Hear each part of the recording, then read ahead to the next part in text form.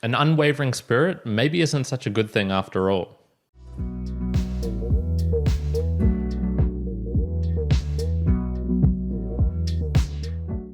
Welcome, mere mortalites, to another round of the book reviews. The book reviews for those who want to transcend beyond their own mere mortality. My name is Karan, and we are diving into a French classic today. I have Candide by Voltaire. This book was published in 1759, and it's 100 to 125 pages, depending on the version that you get, how many appendices are included, how many accompanying notes, etc., etc., and was originally published in French. Therefore, it is French satire on the idea or theory of optimism. Now, optimism is a bit different to the way we use the word nowadays, so I'll explain that a little bit later.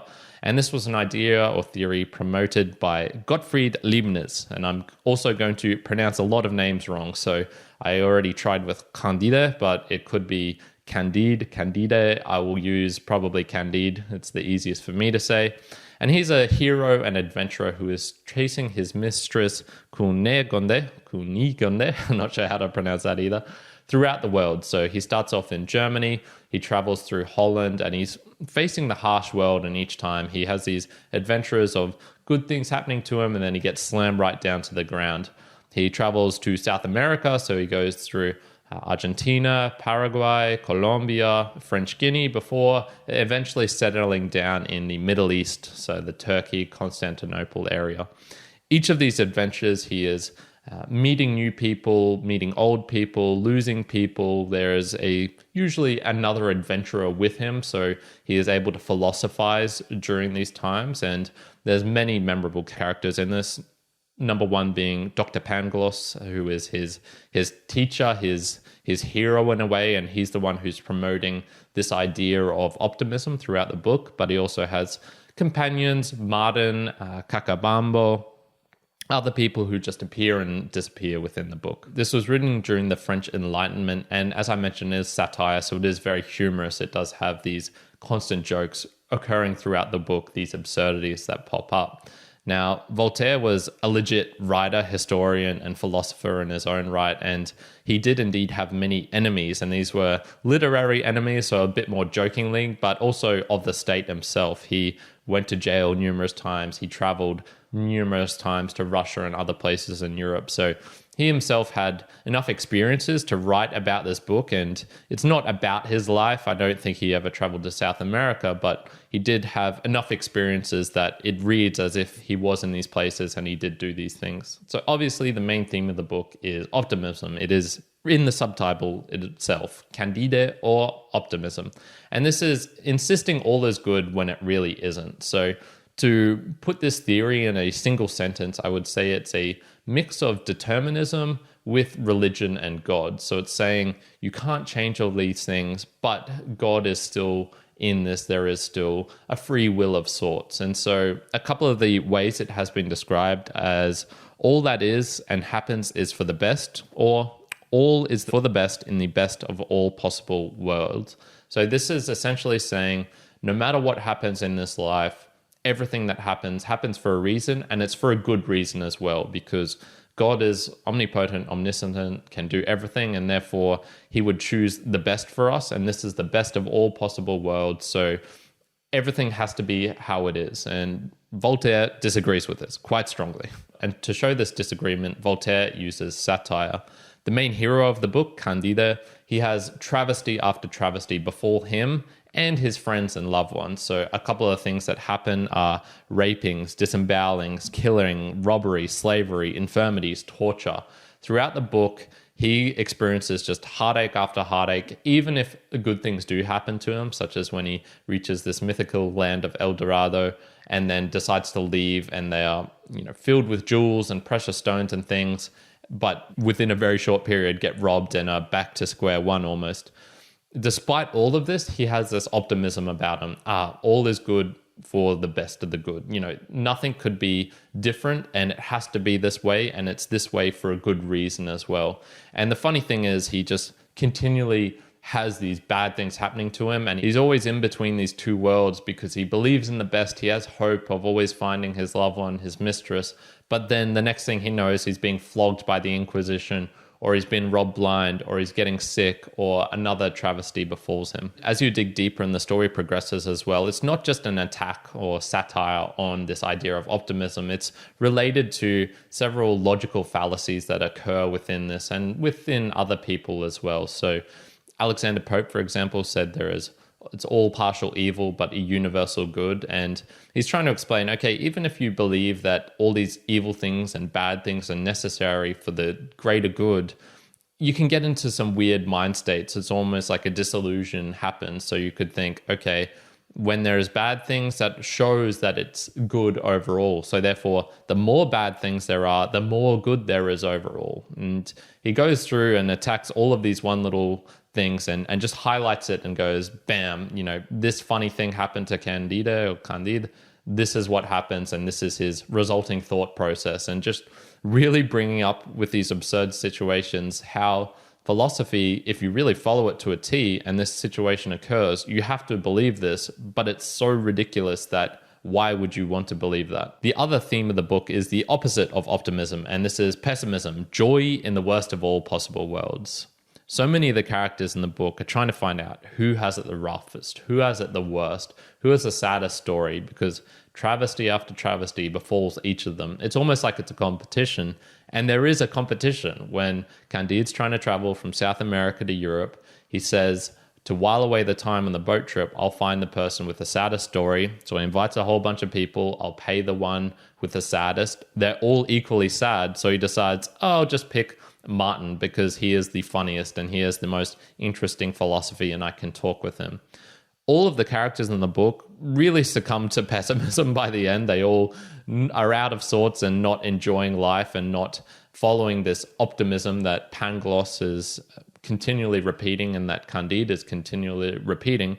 Apart from Candide, who finds almost a middle ground between optimism and pessimism. Funnily enough, pessimism is treated with almost the same sort of humor as optimism is in the book. It's almost like Voltaire's trying to find a middle ground between these two ways of ordering your mind and thinking about the world. And as he goes through, and at the end of the book, we find the very famous quote, which is, you must cultivate your own garden, something like that. So it's looking inwards into yourself and not trying to project too much onto the world. And I would almost even say expect too much from the world.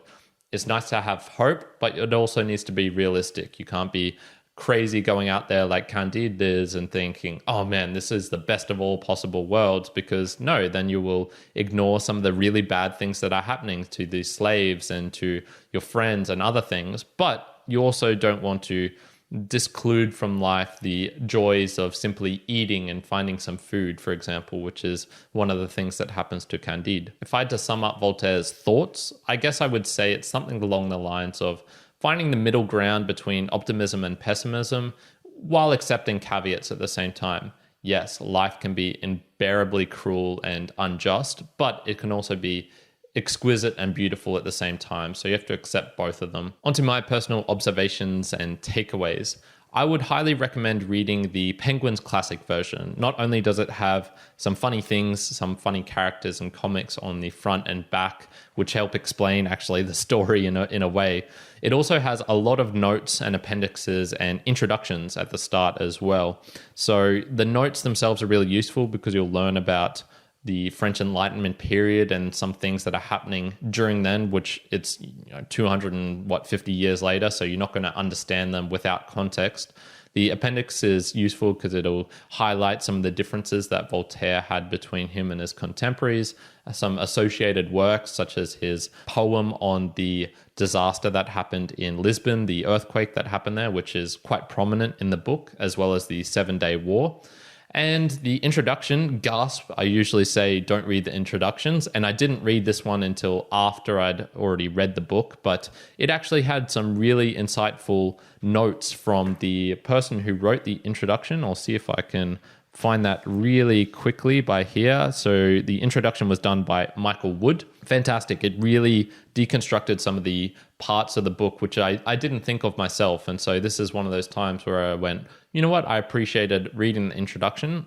Do it after you've read the book so you can form your own ideas. But man, it was a good deconstruction. One thing to note while reading is that this is one side of the story. This is Voltaire's version of optimism. This is his satire. This is his medium to put out these funny things. So there's no debate. There are no counter arguments, and maybe he misconstrues it in a way. You never really know unless you're going to read some of the other authors and ideas that were mentioned in this book. Now, unfortunately, Voltaire was, I guess you could call him, a victor of history. He gets to write history because he's one of the victors. He's one of the funny people who is known throughout the world today, who has created these brilliant works. So am I ever going to read some of Gottfried Leibniz's works or of Alexander Pope's?